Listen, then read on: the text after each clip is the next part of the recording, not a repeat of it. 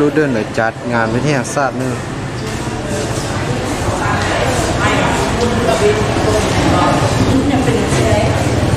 เนาะคณะสถาปัตยกรรมศาสตร์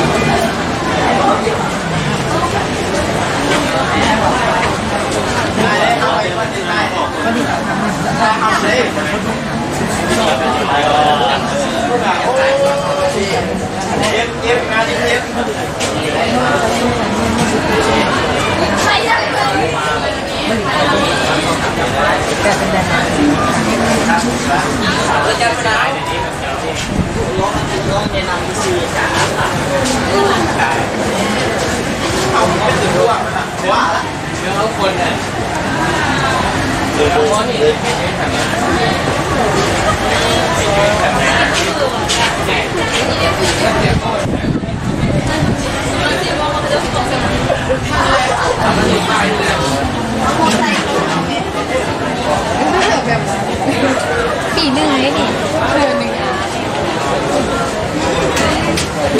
ที่หาทำอะไรหรอ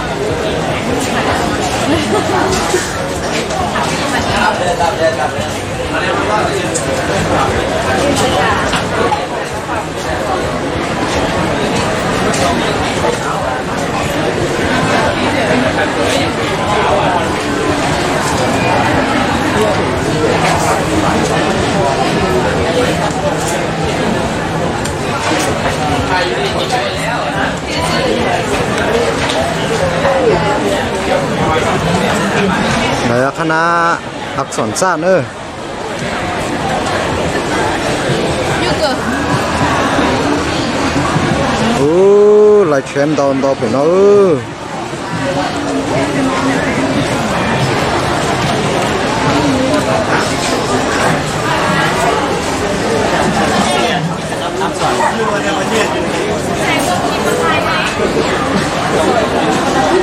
างร้านนี่ชอบคนคนนี้ตาเลย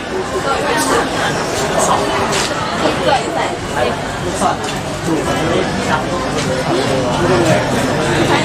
เอาเวลามันจะได้เขียนนะคะ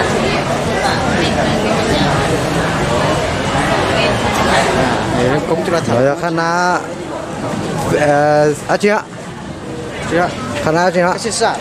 เกษตรศาสตร์เกษตรศาสตร์คณะเพนคณะเกษตรศาสตร์นะ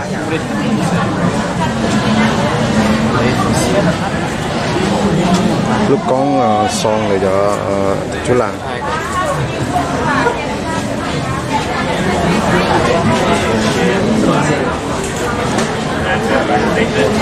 งานวิทยาศาสตร์เป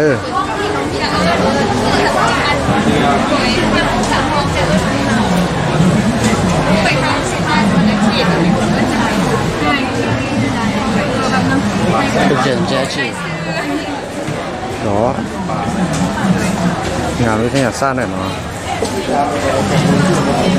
ว่าทหารที่ต่างประเทศคือ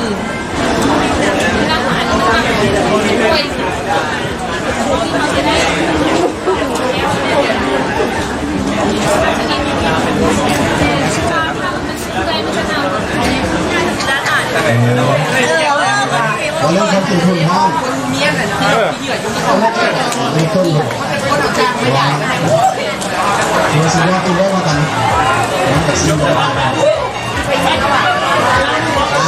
นี่ต้องสอนสิ่งนี้สุดยอดเดี๋ยวนี้คุณรอไปเรียบร้อยแล้วปกติเนาะจากการที่จะคุณรอ5ทีนี้เดี๋ยวผมก็จะคุณรอดูใจเนาะตัวนี้ปลอดภัยแล้วมันเซ็นสามคุณรอได้ที่ไหนสามที่ที่เรากินผสมมาทีนี้มาได้เลยนะเพื่อนไทยสีเนาะวันสุดท้ายนะไทย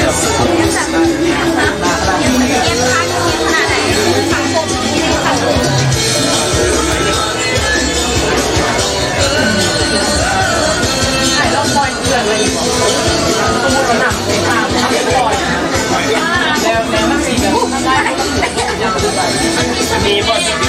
ลฝ่ายน้ำร้อนน้ำมัน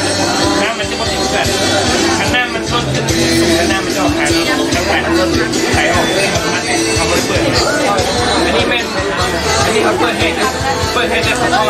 าวนาแม่อันนี้เขาเปิดให้ได้ครอบครัว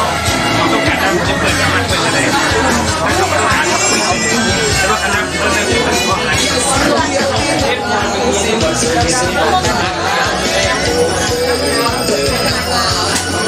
วันละบาทเนี่ยแม่มันไหลหมด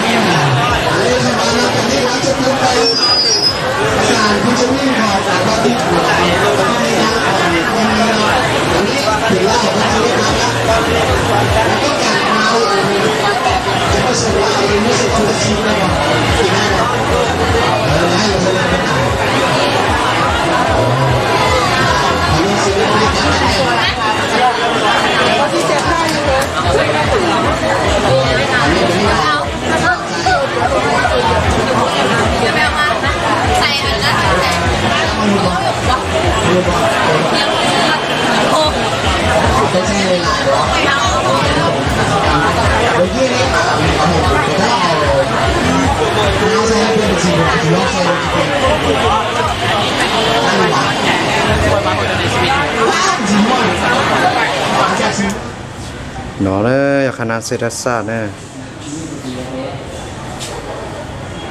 ลองก็เกิดใช่ไหม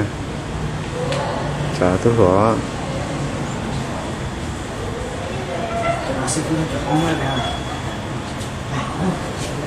ก็จะ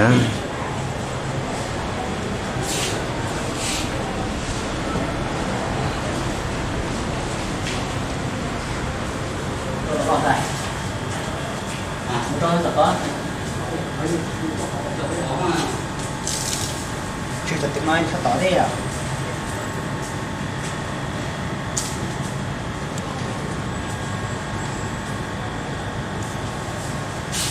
โอ้ยพวกเราปอกคัดตรงนี้ปอกตรง